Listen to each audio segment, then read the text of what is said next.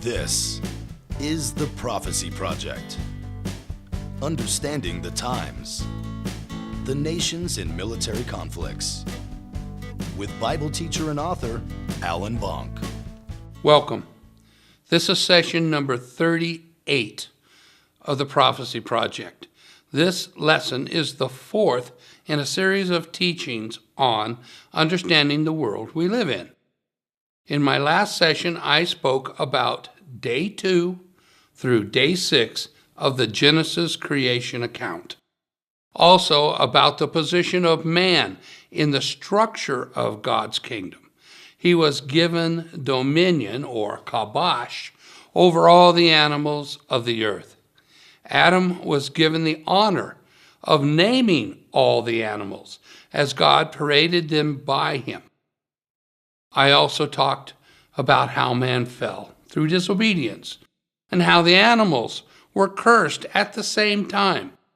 Now, I want to continue with the animal curse. I have already pointed out that the animals were sacrificed by God to provide coats of skins to cover Adam and Eve's nakedness. Blood was shed to cover their sins. The shedding of animal blood for man's sin has continued from Genesis all the way through to the destruction of the Jewish temple in 70 A.D. This is not to say that other men and other religions haven't continued sacrificing animals after 70 A.D., but not for the Jews. Every time man needed to have their sins forgiven, an animal paid with its life. The number of animal sacrifices made for 4,000 years is staggering. And in 1 Kings 8:5, we are told that at the dedication of Solomon's temple alone, there were more sheep and oxen offered than could be numbered. There were sacrifices also at the Jewish temple for daily use, the daily sacrifices. Now, for the Christians, the sacrifices ended when the perfect sacrifice was made. The blood of the Lamb of God, the Messiah, provided not only the last and perfect sacrifice for the sins of man, but also as a deliverance for the animals from their requirement to provide the blood. 40 years later, after the crucifixion, in 70 A.D., there was no Jewish temple altar for their blood to be on.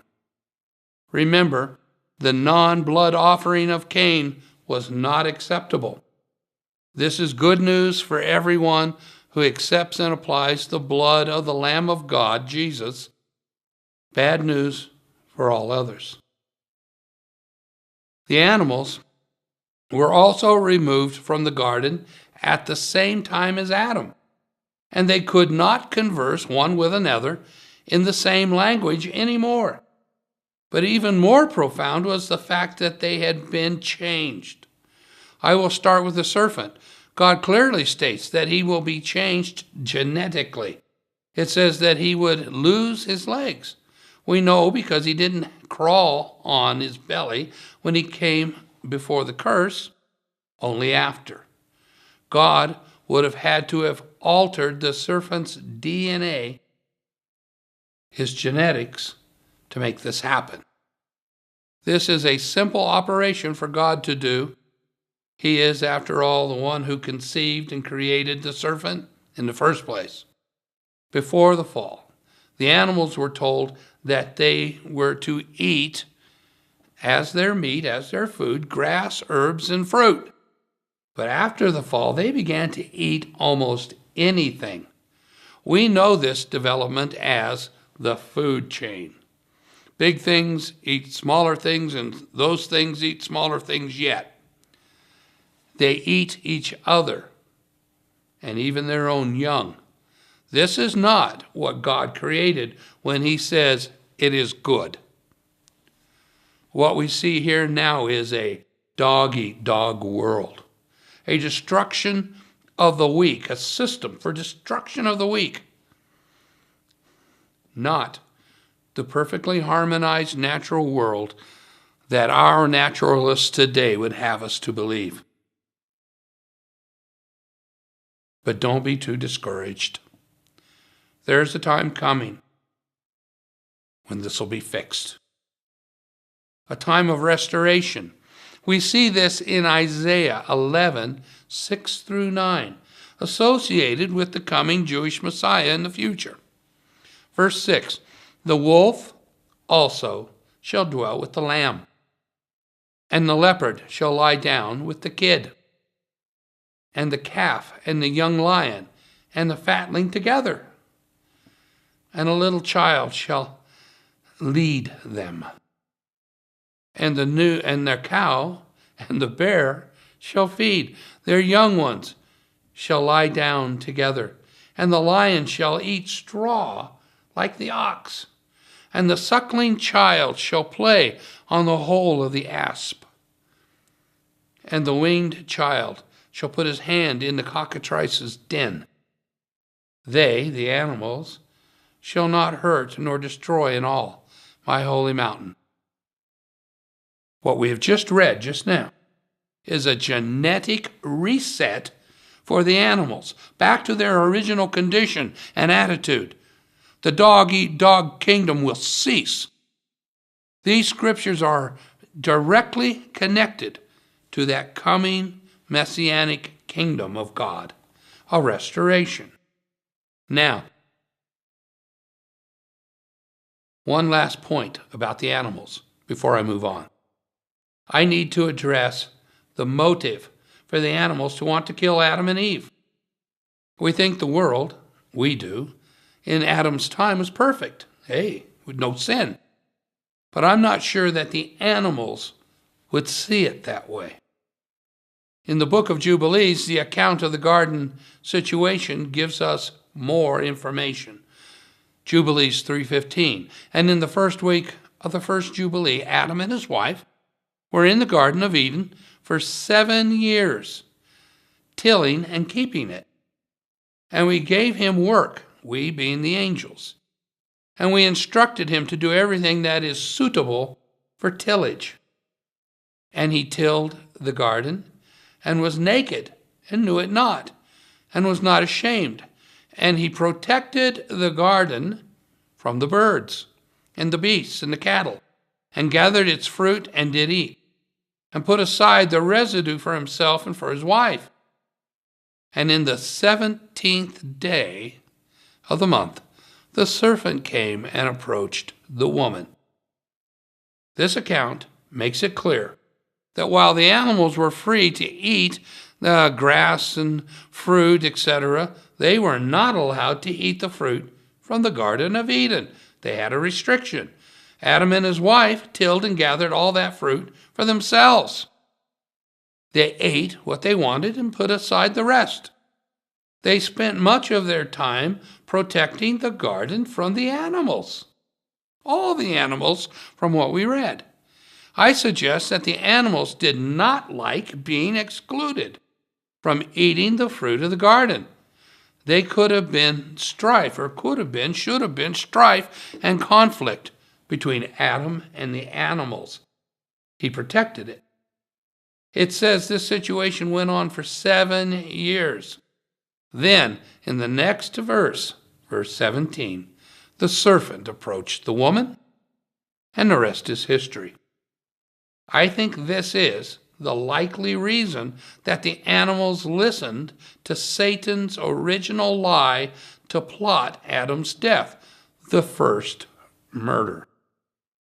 I want to talk now about Adam's fallen condition, change gears, and then go into the genetics of both man and the Nephilim. We'll cover this. How the Watchers tampered with man's genetics and the consequences. The Bible teaches us that we have what is called the old man. That the old man is corrupt and dying. This is the condition of the heart, the nature of man's soul. We see this in Jeremiah 17:9, he says, "The heart is deceitful above all things and desperately wicked. Who can know it?" This condition is confirmed to be as old as mankind by none other than Eve herself. Directly after being expelled from the garden, in the last verse of Genesis chapter 3, which we've been reading, we see her giving birth to Cain in verse 1 of chapter 4. It's like this: "And Adam knew Eve, his wife, and she conceived and bare Cain, and said, I have gotten a man from the Lord." When Eve states that she has a man from the Lord, she is not saying that Cain is an Adam. She instead calls him an Ish. This word is a contraction of the Hebrew word enos, which means to be incurably sick and desperately wicked, our condition of heart. I believe that when she saw her child, she realized that the curse of the sin was passed along to the child, and that he was flawed both genetically and in the heart. What a moment it must have been for her to realize the consequences of sin is also death to their children. The transfer of sin and the curse is confirmed in Romans 5:12 and 14. It says, "As by one man, Adam, sin entered into the world, and death by sin, and so death passed upon all men. For all have sinned. Death reigned from Adam to Moses, even over them who had not sinned, after the similitude of Adam's transgression." What that's saying is it's just inherited. Now, let's move to Cain, his son, as a man. We have all heard that Cain kills his younger brother, Abel, in anger, and is driven out of the family clan, him and his wife, by God, and forced to live as an outcast. Cain had complained to God at the time in Genesis 4:13 that his punishment was too great for him to bear. Now remember this, because I want to come back to it in a moment. But first, let's read Genesis chapter 6. Verse 1. "And it came to pass, when man began to multiply on the face of the earth, and the daughters were born unto them, that the sons of God saw the daughters of men, that they were fair, and they took them wives of all they chose. There were giants in the earth in those days, also that when the sons of God came unto the daughters of men, and they bare children to them, the same become mighty men, which were of old, men of renown." This account is very brief, but incredibly important. The sons of God spoken of here are the Ben Elohim, which means they are not human. They're not Enos, not fallen man, but instead would be the angels of God. They have an attraction to the daughters of Adam's race, and they took to themselves wives of their choice. They made the choice themselves. They chose to do it, to both marry and to have children by these women. Their children became the strongest giant men. Gabor is the Hebrew word. It says they were Nephilim, the giant fallen ones. They were Naphal, or fallen. These men, Enos, became mighty men of renown. This means conspicuous in position and reputation. Yeah, they're big. We see that they either wanted to or did take charge. Now, this account does not give us much else to understand about the corruption of the DNA of Adam's race or its implications for us today. We do see that the next verse in Genesis 6, verse 5, that God saw that the wickedness of man was great upon the earth, and that every imagination of the thoughts of its hearts was only evil continually, and it repented the Lord that he had made man on earth.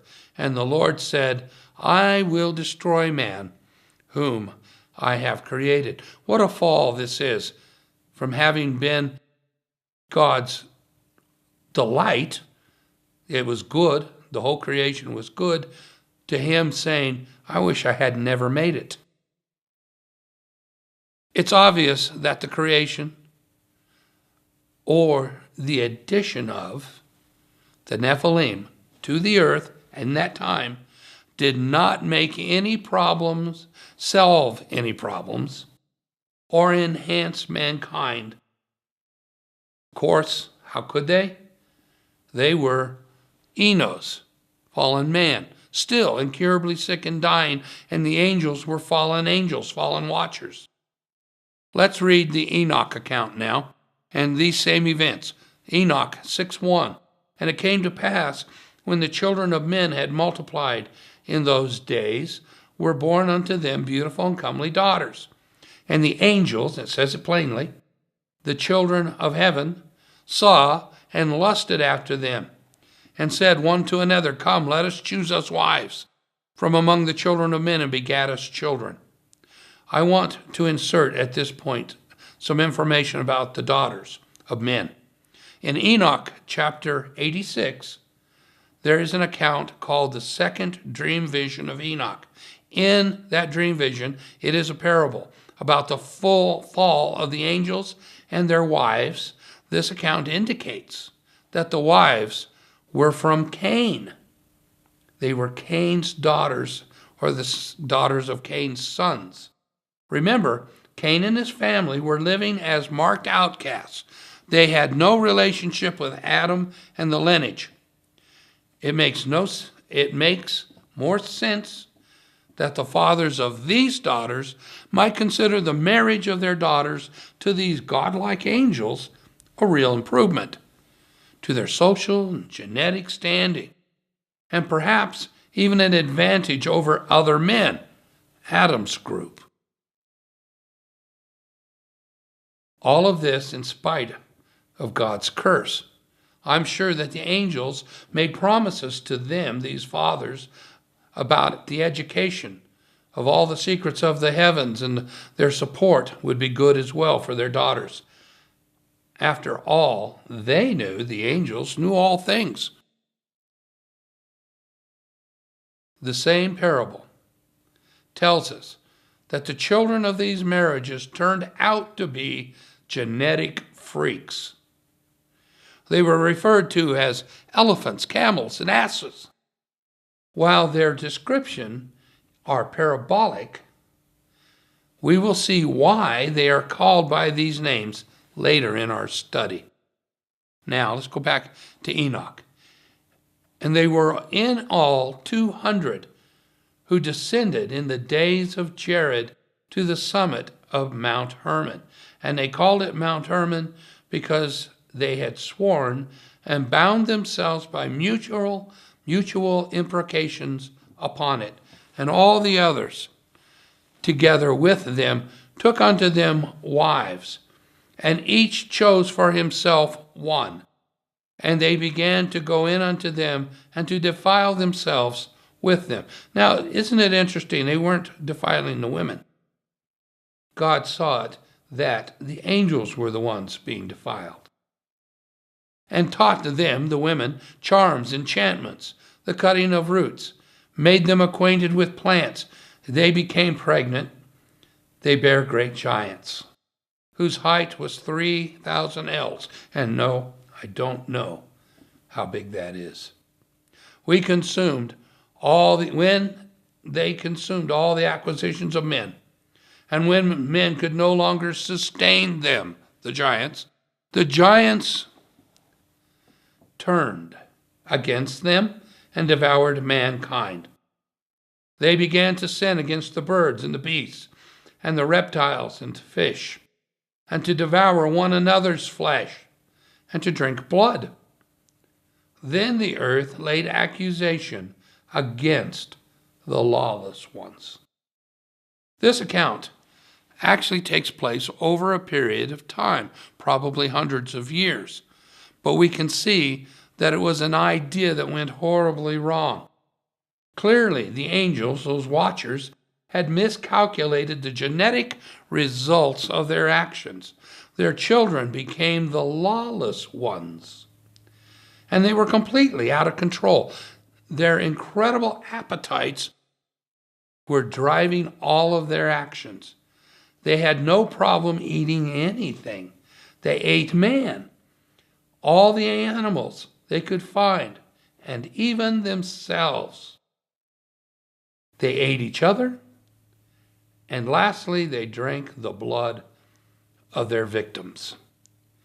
I want to read to you something that Jesus spoke during his lifetime. He had been asked by his disciples to tell them what shall be the signs of thy coming and of the end of the world, down in the future. He tells them many things, but right in the midst of the comments, he makes the following statements. Matthew 24:37 through 39. But as the days of Noah were, so shall also the coming of the Son of Man be. For as the days in those days that were before the flood, they were eating and drinking, marrying, and given in marriage, until the day that Noah entered into the ark, and knew not till the flood came and took them all away. So shall the coming of the Son of Man be. Very profound statement about events yet to come in our life. There are 4 things that happened before that flood that Jesus makes note of: eating, drinking, marrying, and given in marriage. None of these things are wrong or sins. We do these things all the time, some of them every day. I think some people see these comments as excesses. They were eating too much, drinking too much, marrying too much, etc. Basically, it may be that they were, in fact, doing things to excess. But I think that Jesus actually knew what was going on before the flood and was talking about what they were eating, men and animals and themselves, what they were drinking, the blood of their victims, who were getting married, angel and the Cain's daughters, the sons of men and daughters of men. And the worst and most interesting condemnation of all is to the fathers of the daughters, who gave them to the fallen watchers. It seems that the fathers should have known better. But remember that Cain was angry with God, and spite may have been the motive. I need to close this session now, but first I want to explain some of what we will cover in the next session. We will look closely at the types of Nephilim and their angel fathers, especially their physical and spiritual traits, also their disposition, where they're going to end up, what has happened to them, and how they survived after the flood. I'm looking forward, of course, to the next session. Thank you. Thank you. This was only one session of many. Be sure to continue watching the Prophecy Project series. If you would like to read more information on this subject, you can find Alan's books on Amazon.com.